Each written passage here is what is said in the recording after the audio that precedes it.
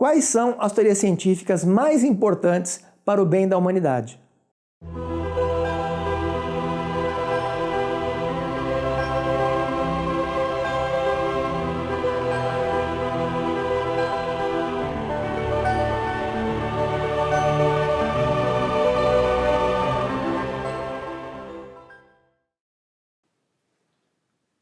Quais teorias científicas fartamente corroboradas são mais úteis para aprimorar a qualidade de vida da humanidade e dos demais seres vivos?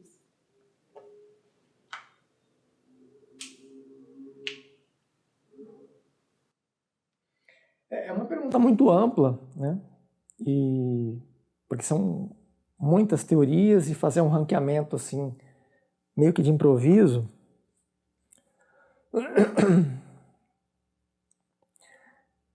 Bom, com certeza algumas delas, não dá para garantir que são essas necessariamente, mas algumas das mais importantes são a teoria da evolução, a teoria estatística, e não é propriamente uma teoria, mas não é uma teoria... Os trabalhos do Samuel Wells, né, do Philip Samuel Wells, que ele descobriu a importância de lavar as mãos antes dos médicos fazerem intervenções cirúrgicas nos pacientes. No caso, ele descobriu especificamente no caso de trabalho de parto, né, mas que se aplica em praticamente todas as situações nas quais o médico tem contato com o sangue do paciente e de partes internas, né, do paciente que possam contaminar o paciente. Ele descobriu isso antes do Pasteur, né? Geralmente se atribui os méritos ao Pasteur, que ele foi o que descobriu os micro-organismos causadores dessas doenças, né? Os agentes patógenos primários que produzem essas doenças. Mas antes do Pasteur, alguns anos antes do Pasteur, o Samuel Wells já havia descoberto não os agentes, mas ele descobriu que havia esse efeito, que a higienização das mãos reduzia muito os números de mortes por febre puerperal nas mulheres que davam à luz. Ele era diretor em 2 hospitais, ele comparou os resultados e verificou, né? Tem uma história bastante detalhada que eu relato no livro IMCH sobre esse caso do Samuel Wells, que é um caso muito triste, inclusive porque os médicos não deram atenção para a solução que ele encontrou. Ele acabou sendo internado como louco, né? Não aceitaram os artigos dele para publicação, ele foi internado, morreu. Ele não estava louco, mas foi considerado como se fosse, porque achavam que não fazia sentido aquilo que ele propunha. E alguns anos depois, o Louis Pasteur mostrou que ele tinha razão, né? E explicou por que acontecia aquele efeito. Bom, no caso da estatística, é porque ele é aplicado em praticamente todas as áreas, inclusive em segurança, em vacinas, né, inclusive algumas delas se usa tanto estatística quanto teoria da evolução. A vacina, o princípio fundamental da vacina está associado tanto com a estatística, os testes, né? Não só das vacinas, mas de praticamente todos os medicamentos, e não só os medicamentos, mas todo tipo de procedimento médico, ele é testado estatisticamente, e para que ele possa ser aprovado, ele precisa de uma teoria estatística por trás para que possa ser validado, para que se possa distinguir situações nas quais você tem um resultado positivo por sorte e um resultado positivo por um efeito concreto, né, de um agente ativo, né, por um princípio ativo que está conduzindo aquele resultado. Então a estatística é fundamental para distinguir, né, o que funciona por sorte do que funciona porque há uma justificativa científica por trás. No caso da teoria da evolução, ela também está presente no caso das vacinas, depende na verdade de quais vacinas, né? Algumas vacinas se baseiam na teoria da evolução, outras não, e muitas outras descobertas científicas que ajudam a compreender como o mundo funciona, como as pessoas funcionam, como os organismos vivos funcionam, probabilidade de surgimento de uma doença, como tratar certas doenças. A penicilina, por exemplo, a ideia original que levou à descoberta da penicilina aconteceu justamente devido à compreensão da teoria da evolução, né? O Duchesne, que descobriu 35 anos antes do Fleming esse princípio, e o Fleming descobriu acidentalmente, né? O Fleming teve sorte simplesmente. O Duchesne não. O Duchesne, ele compreendeu princípios da teoria da evolução e compreendeu que se ele colocasse fungos, se ele injetasse fungos numa pessoa que estivesse contaminada com bactérias, que esses fungos iam competir com as bactérias pelos nutrientes daquele ambiente e consumiriam uma parte dos nutrientes e as bactérias não teriam, eles reduziriam a população de bactérias porque os fungos iriam competir naquele ecossistema pelo consumo dos nutrientes. E restaria menos nutrientes para as bactérias, reduzindo a população de bactérias, reduzindo a infecção e resolvendo o problema da doença. Desde que, obviamente, esses fungos ou eles tivessem uma vida curta, ou eles fossem mais facilmente destruídos posteriormente, ou se espontaneamente eles reduzissem a população. Ou ainda, se eles não fossem agentes patogênicos, se eles conseguissem interagir de forma simbiótica com o organismo, continuando por lá, mas sem causar dano para o organismo. Então ele descobriu a penicilina cientificamente, né, e logicamente. Ele deduziu como se poderia utilizar fungos para combater bactérias. E ele fez testes, ele fez experimentos para testar e constatou empiricamente que realmente produzia aquele efeito.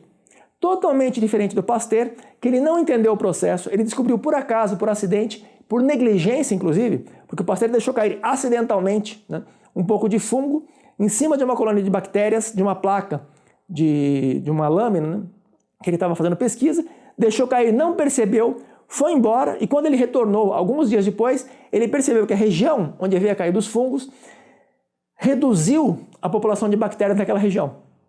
Então foi totalmente acidental, não teve mérito intelectual nenhum o trabalho do Fleming, ele acabou recebendo o prêmio Nobel, inclusive sem mérito nenhum praticamente. Ele teve trabalhos importantes em outras áreas, não chegaram nem perto de merecer um prêmio Nobel, mas fez trabalhos importantes, era um bom pesquisador. Mas nem de longe, né, se compara ao trabalho do Duchesne, porque o Duchesne compreendeu o processo, propôs uma teoria, propôs um experimento, executou o experimento, verificou os resultados e corroborou que realmente a teoria dele era bem fundamentada. Então o Duchesne, todos os méritos pela descoberta da penicilina, não só para o Duchesne, teve outras pessoas que fizeram outros trabalhos também, antes dele, depois dele, antes do Pasteur, né, do Fleming. Então houve pessoas intermediárias nesse processo, além do próprio Duchesne. Mas o mérito principal do Duchesne está justamente em compreender o processo. Porque ele compreendeu a mecânica, né, de que quando você coloca agentes patógenos ou não patógenos que vão competir no ecossistema pelos nutrientes disponíveis que são utilizados pelos agentes patógenos, você vai reduzir a população daqueles agentes.